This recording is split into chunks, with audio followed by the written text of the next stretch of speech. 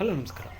ಕೊಪ್ಪಳ ಜಿಲ್ಲೆಯ ಆನೆಗುಂದಿಯಲ್ಲಿರುವಂಥ ನವವೃಂದಾವನಗಡ್ಡೆ ಇದು 9 ಶ್ರೇಷ್ಠ ಯತಿಗಳ ಹೊಂದಿರುವಂಥ ವೃಂದಾವಸ್ಥರಾಗಿರುವಂಥ ಸ್ಥಳ. ಮಧ್ವ ಪರಂಪರೆಯಲ್ಲಿರುವಂಥ 9 ಯತಿಗಳು ಪದ್ಮನಾಭ ತೀರ್ಥರಿಂದ ಹಿಡಿದು ಪದ್ಮನಾಭ ತೀರ್ಥರು ಸೇರಿದಂತೆ ಜಯತೀರ್ಥರು, ಕವೀಂದ್ರರು, ವಾಗೀಶ ತೀರ್ಥರು, ರಾಮತೀರ್ಥರು, ಈ ಶ್ರೀನಿವಾಸ ತೀರ್ಥರು, ಹೀಗೆ 9 ಯತಿಗಳನ್ನು ಹೊಂದಿರುವಂಥ ಈ ಸ್ಥಳ 13ನೇ ಶತಮಾನದಿಂದ ಹಿಡಿದು 16ನೇ ಶತಮಾನವರೆಗೂ ಇಲ್ಲಿ ವೃಂದಾವಸ್ಥಾನ ಆಗಿತ್ತು.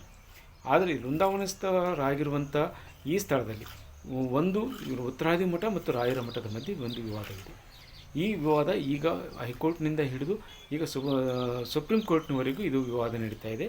ಪ್ರತಿ ಬಾರಿಯೂ ಅದರಲ್ಲೂ ಮುಖ್ಯವಾಗಿ ಪದ್ಮನಾಭರು ಮತ್ತು ಜಯತೀರ್ಥರ ಆರಾಧನೆ ಸಂದರ್ಭದಲ್ಲಿ ಒಂದಿಷ್ಟು ವಿವಾದಗಳೇ ಮೇಲ್ನೋಟಕ್ಕೆ ಬಂದು ಅಲ್ಲಿ ನ್ಯಾಯಾಲಯದ ಸೂಚನೆ ಹಿನ್ನೆಲೆಯಲ್ಲಿ ಈ ಒಂದೂವರೆ ದಿನ ರಾಯರ ಮಠದವರು, ಒಂದೂವರೆ ದಿನ ಉತ್ತರಾದಿ ಮಠದವರು, ಅದು ಒಮ್ಮೆ ಅವರು ಮೊದಲು ಮತ್ತು ಇನ್ನೊಮ್ಮೆ ಈ ರಾಯರ ಮಠದವರು ಮೊದಲು ಆರಾಧನೆ ಪೂಜೆಯನ್ನು ಮಾಡ್ತಾರೆ. ಇಲ್ಲಿರುವಂಥದ್ದು ಸುಮಾರು 2-3 ಎಕರೆಯಷ್ಟು ಭೂಮಿಯಲ್ಲಿ ಒಂದು ವೃಂದಾವನಸ್ಥ ಆಗಿತ್ತು. ಅದೇ ಭೂಮಿ ಒಂದು ಕಡೆ ಆಗಿದ್ದರೆ ಇಲ್ಲಿ ಪೂಜಾ ಅದು ಭೂಮಿಗಿಂತ ಹೆಚ್ಚು ಇಲ್ಲಿರೋದು ಏನು ಪೂಜಾ ವಿವಾದವೇ ಇಲ್ಲಿ ಇದೆ. ಈಗಿನ ಹಿಂದಿನ ಕಾಲದಿಂದಲೂ ಸುಮಾರು 30 ವರ್ಷಗಳ ಹಿಂದಲೂ ಇಲ್ಲಿ ಪೂಜಾ ವಿವಾದ ಮುಂದುವರೆದಿದೆ. ಈಗಿನ ಸ್ವಾಮಿಗಳು ಸಹ ಅದನ್ನು ಮುಂದುವರೆದಿದೆ. ರಾಯರ ಮಠದ ಸುಬುಧೇಂದ್ರ ತೀರ್ಥರು ಮತ್ತು ಉತ್ತರಾದಿ ಮಠದ ಸತ್ಯಾತ್ಮ ತೀರ್ಥರ ಮಧ್ಯೆ ಒಂದಿಷ್ಟು ಮಾತುಕತೆ ಆಗಬೇಕಿತ್ತು ಅನ್ನೋದಂತೂ ಒಂದಿಷ್ಟು ಭಕ್ತರ ಅನಿಸಿಕೆಯಾಗಿತ್ತು. ಈ ಕುರಿತು ಈಗಾಗಲೇ ನ್ಯಾಯಾಲಯದಲ್ಲಿ ಪ್ರತಿ ಬಾರಿಯೂ ಏನು ಯತಿಗಳ ಆರಾಧನೆ ಸಂದರ್ಭದಲ್ಲಿ ಒಂದೊಂದು ಬಾರಿಯೂ ಅವರ ಮಠದ 2 ಮಠಗಳಿಂದ ನ್ಯಾಯಾಲಯಕ್ಕೆ ಹೋಗಿ ಅದು ಪರವಾನಗಿ ತಂದು ನ್ಯಾಯಾಲಯದ ಮಧ್ಯಂತರ ಆದೇಶದ ಹಿನ್ನೆಲೆಯಲ್ಲಿ ಒಂದಿಷ್ಟು ಪೂಜಾ ಕೈಂಕರ್ಯಗಳನ್ನು ಮಾಡ್ಕೊತ ಬಂದರು. ಆದರೆ ಇಲ್ಲಿ ಭಕ್ತರ ಮಧ್ಯೆ ಒಂದಿಷ್ಟು ಭಿನ್ನಾಭಿಪ್ರಾಯಗಳು ಉಂಟಾಗ್ತಾಯಿತ್ತು. ಈ ಭಿನ್ನಾಭಿಪ್ರಾಯವನ್ನು ಬಗೆಹರಿಸಲೇಬೇಕು ಅನ್ನೋದು ಹಲವು ಭಕ್ತರ ಅಭಿಪ್ರಾಯವಿತ್ತು. ಈ ನಿಟ್ಟಿನಲ್ಲಿ ಒಂದು ಕಡೆ ರಾಯರ ಮಠದವರಾಗಿತ್ತು ಮತ್ತು ಉತ್ತರ ಮಠದವರು ಒಂದು ಕಡೆ ಕುಳಿತು ಮಾತಾಡುವಂಥ ಸ್ಥಿತಿ ಆಗಲೇ ಬೇರೆ ಬೇರೆ ಸಂದರ್ಭದಲ್ಲಾದರೂ ಅದು ವಿಫಲವಾಗ್ತಾ ಇತ್ತು.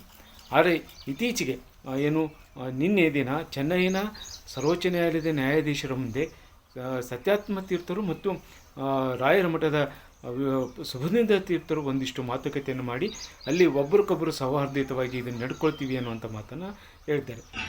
ಇಂದು ನಮ್ಮ ಉಭಯ ಮಠಗಳ ಒಂದು ಇತಿಹಾಸದಲ್ಲಿ ಒಂದು ಸೌಹಾರ್ದದ ಒಂದು ವಾತಾವರಣ ಏರ್ಪಟ್ಟಿದೆ. ಜೊತೆಗೆ ಭಾರತದ ಸರ್ವೋಚ್ಚ ನ್ಯಾಯಾಲಯದ ಸೂಚನೆ ಮೇರೆಗೆ ನಮ್ಮ ಮಠಕ್ಕೂ ಉತ್ತರಾದಿ ಮಠಕ್ಕೂ ಇರುವಂತಹ ವಿಚಾರಗಳ ವಿವಾದ ಕುರಿತು ಸಾಮರಸ್ಯದ ಪರಿಷ್ಕಾರಕ್ಕೆ ಇವತ್ತು ಮಾತುಕತೆ ನಡೆದಿದೆ. ಅದು ಕ್ರಮಕ್ರಮವಾಗಿ ಆದಷ್ಟು ಬೇಗ ಒಳ್ಳೆ ರೀತಿಯಲ್ಲಿ ಪರಿಹಾರವಾಗಿ ಸಮಾಜಕ್ಕೆ ಉತ್ತಮ ಸಂದೇಶವನ್ನು ನೀಡುತ್ತೆ ಅಂತ ನಾವು ದೇವರಲ್ಲಿ ಪ್ರಾರ್ಥನೆ ಮಾಡ್ತಾ ಎಲ್ಲರಿಗೂ ಶುಭವನ್ನು ಕೋರ್ತಾ ಇದ್ದೀವಿ.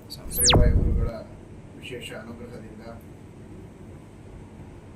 ಉತ್ತರಾದಿ ಮಠ ಹಾಗೂ ರಾಘವೇಂದ್ರ ಮಠದ ನಡುವಿನ ಅನೇಕ ದಿನಗಳ ರಾಜ್ಯಕ್ಕೆ ಒಂದು ಪರಿಷ್ಕಾರವನ್ನು ಮಾಡಿ ಒಳ್ಳೆಯ ರೀತಿಯಿಂದ ಎಲ್ಲರೂ ಒಟ್ಟಾಗಿ ಇರುವ ರೀತಿಯಲ್ಲಿ ಸಮಸ್ಯೆಯ ಪರಿಷ್ಕಾರದ ದಾರಿಯಲ್ಲಿ ವಿಶೇಷವಾದ ಪ್ರಯತ್ನ ಸರ್ವೋಚ್ಚ ನ್ಯಾಯಾಲಯದ ಆದೇಶದ ಅಡಿಯಲ್ಲಿ ನಡೀತಾ ಇದೆ. ಆದಷ್ಟು ಬೇಗ ಶೀಘ್ರದಲ್ಲಿ ದೇವರ ಗುರುಗಳ ಕೃಪೆಯಿಂದ ಈ ಸಮಸ್ಯೆ ಬಗೆಹರಿದು ಎಲ್ಲರೂ ಸಂತೋಷವಾಗಿ ಎಲ್ಲರೂ ಒಗ್ಗಟ್ಟಿನಿಂದ ಇರುವಂತಹ ಕಾಲ ಬರಲಿದೆ. ನಾವಿಬ್ಬರೂ ಕೂಡ ವಿಶೇಷವಾಗಿ ಈ ದಿಶೆಯಲ್ಲಿ ಅತ್ಯಂತ ಪ್ರಯತ್ನವನ್ನು ಪ್ರೀತಿಯಿಂದ ವಿಶ್ವಾಸದಿಂದ ಪ್ರಯತ್ನವನ್ನು ಮಾಡ್ತಾ ಇದ್ದೇವೆ. ಪ್ರಾಮಾಣಿಕವಾದ ಪ್ರಯತ್ನಕ್ಕೆ ದೇವರು ಯಶಸ್ಸು ಕೊಡಲಿ ಅಂತ ಪ್ರಾರ್ಥನೆ ಮಾಡ್ತೀವಿ. ಒಂದು ಕಡೆ ಈ ವಿವಾದ ಬಗೆಹರಿಬೇಕು ಅನ್ನೋದು ಒಂದು ಕಡೆಗಿದ್ರೆ, ಅದೇ ಸಂದರ್ಭದಲ್ಲಿ ಒಂದು ಮಾತುಕತೆ ಹಂತಕ್ಕೆ ಬಂದು ಈಗ ಸರ್ವೋಚ್ಚ ನ್ಯಾಯಾಲಯದಲ್ಲಿರುವಂಥ ಇದನ್ನು ಒಂದು ಸಂಧಾನದ ಮುಖಾಂತರ ಅದನ್ನು ಬಗೆಹರಿಸಿಕೊಂಡು ಮುಂದಿನ ದಿನಗಳಲ್ಲಿ 2 ಮಠಗಳು ಸೌಹಾರ್ದಯುತವಾಗಿ ನಡ್ಕೊಳ್ತೀವಿ ಅನ್ನೋದನ್ನು ರಾಯರ ಮಠದ ಸುಬುಧೇಂದ್ರ ತೀರ್ಥರು ಮತ್ತು ಉತ್ತರಾದಿ ಮಠದ ಸತ್ಯಾತ್ಮ ತೀರ್ಥರು ಒಂದು ಕಡೆ ಸೇರಿ ಮಾತುಕತೆ ನಡೆಸಿದ್ದು ಒಂದಿಷ್ಟು ಸೌಹಾರ್ದತೆಗೆ ಮತ್ತು ಈ ಭಕ್ತರ ಮಧ್ಯೆ ಇರುವಂಥ ಖುಷಿಗೆ ಹೆಚ್ಚು ಮಾಡಿದೆ. ಈ ಮಠಗಳ 2 ಒಂದಾಗಬೇಕು, ಸಮಾಜದಲ್ಲಿರುವಂಥ 2 ಮಠಗಳ ಮಧ್ಯೆ ಕೇವಲ ಪೂಜೆ ವಿಷಯಕ್ಕಾಗಿ ಈ ರೀತಿ ವಿವಾದವಾಗೋದು ಬೇಡ ಅನ್ನುವಂಥ ಅಭಿಪ್ರಾಯ ಭಾಳಷ್ಟು ಜನರಿತ್ತು. ಆ ವಿವಾದಕ್ಕೆ ಇವತ್ತು ಬಹುತೇಕ ತೆರೆ ಬೀಳುವುದೇ. ಈಗ ಸುಪ್ರೀಂ ಕೋರ್ಟ್ನಲ್ಲಿರುವಂಥ ಈ ವಿವಾದಕ್ಕೆ ಸೌಹಾರ್ದಯುತವಾಗಿ ಒಂದು ಬಗೆಹರುವಂಥ ಎಲ್ಲ ಲಕ್ಷಣ ಇದೆ. ಮುಂದಿನ ದಿನಗಳಲ್ಲಿ ಈ ವಿವಾದ ಬಗೆಹರಿದು ಭಕ್ತರ ಮಧ್ಯೆಯೂ ಸಹ ಸೌಹಾರ್ದಯುತವಾಗಿ ನಡೆದುಕೊಳ್ಳುತ್ತಿದೆ ಅನ್ನೋದಕ್ಕೆ ಇದು ಸಾಕ್ಷಿ ಆಗ್ತಿದೆ ಅನ್ನುವಂಥ ಮಾತುಗಳು ಕೇಳಿಬರುತ್ತವೆ. ಶರಣಪ್ಪ ಬಾಚಲಪುರ್, ನ್ಯೂಸ್ 18 ಕೊಪ್ಪಳ.